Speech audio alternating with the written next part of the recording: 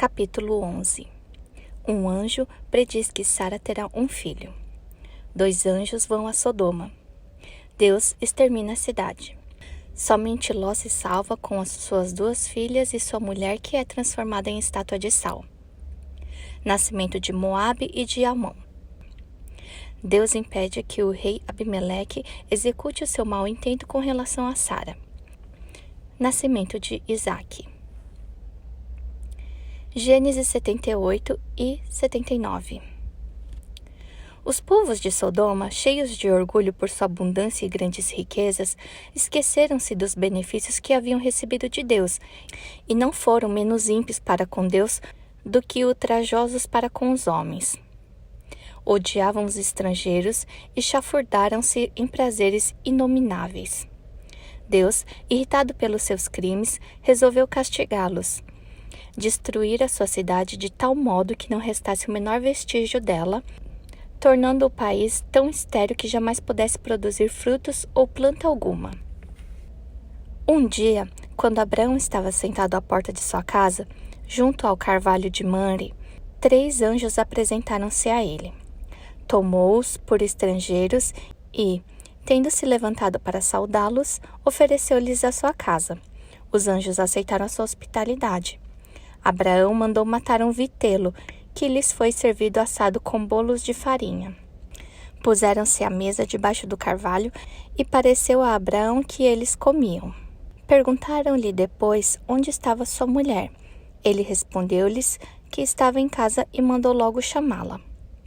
Quando ela chegou, disseram-lhe que voltariam algum tempo depois e a encontrariam grávida.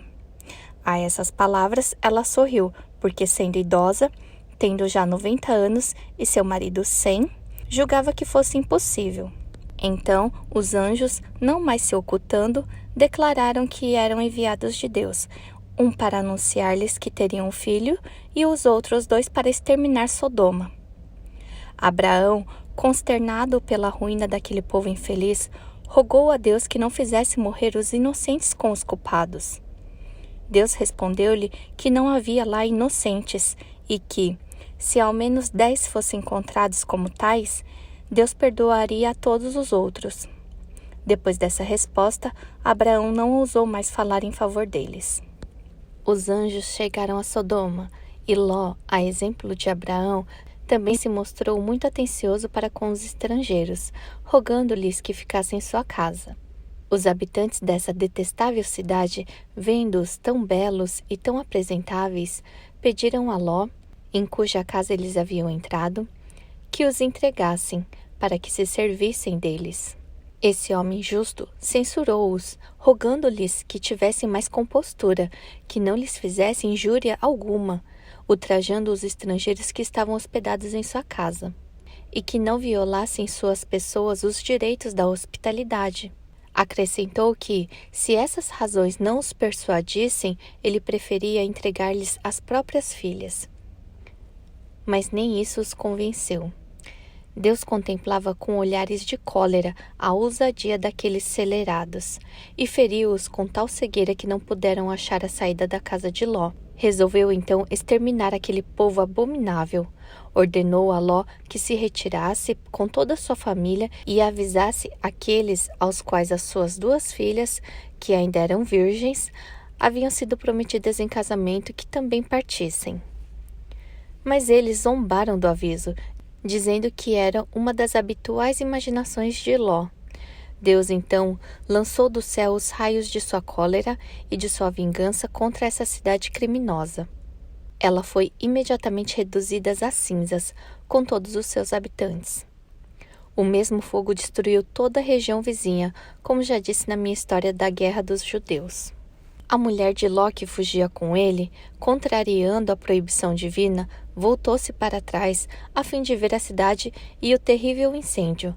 Foi transformada numa estátua de sal e assim castigada pela sua curiosidade. Falei em outro lugar dessa estátua, que ainda hoje pode ser vista.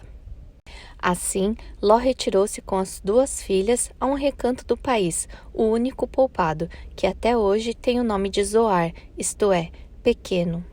Eles viveram algum tempo com muita dificuldade, tanto porque estavam sozinhos, quanto por trazerem consigo de casa muito pouco alimento.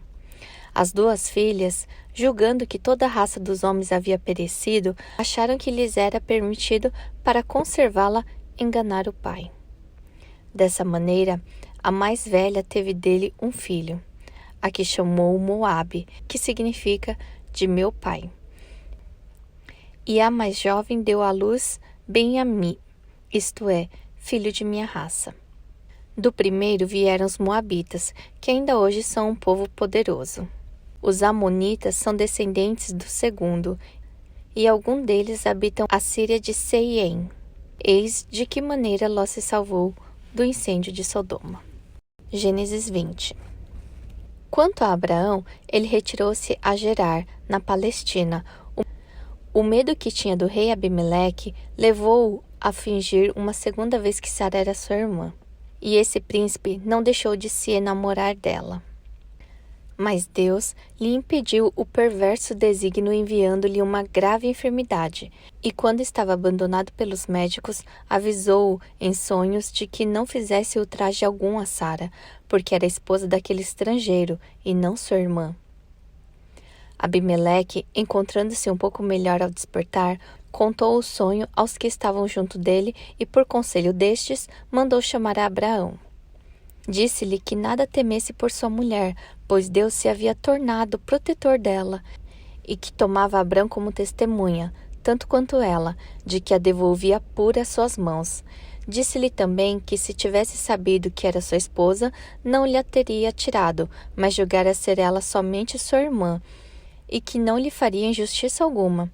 Suplicou-lhe, então, que não guardasse ressentimento contra ele, mas, ao contrário, rogasse a Deus que lhe fosse favorável. E, ademais, se desejasse habitar nos seus estados, receberia toda sorte de atenções, ou, se pensasse em retirar-se, falo-ia acompanhar e dar-lhe-ia todas as coisas que viera buscar em seu país. Abraão respondeu-lhe que nada dissera contra a verdade ao chamá-la de irmã, pois ela era filha de um irmão seu, e que havia assim procedido apenas por medo do perigo ao qual se julgava exposto. Estava muito aborrecido por ter sido a causa da enfermidade do rei, e de todo o coração desejava-lhe a saúde, e ficaria com muito prazer em suas terras.